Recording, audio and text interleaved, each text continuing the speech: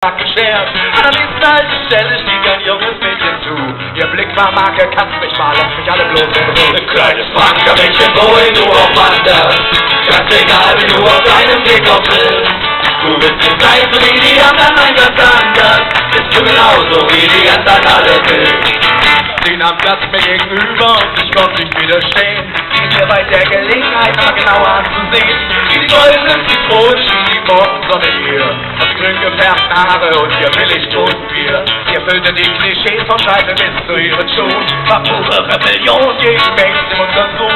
Denn wir sitzen mal T-Shirts auf der Nasenring. Soll ich mir nicht wegschneifen und fing leise an zu singen. Ein kleines Punkermädchen, wohin du auch wanderst, ganz egal, wie du auf deinem Weg auch bist. Du willst nicht sein, so wie die anderen, nein, ganz anders. Bist du genauso wie die anderen alle bist. Vielleicht dann ist mein Kind zu laut oder war es nur mein Blick? Das nimm einfach mal wenn es ist wie auf ihr Tick. Ich hab ja keine Ahnung, dass sie das so sehr ruht. Überquitscht an der Körperste und drüben die Luft.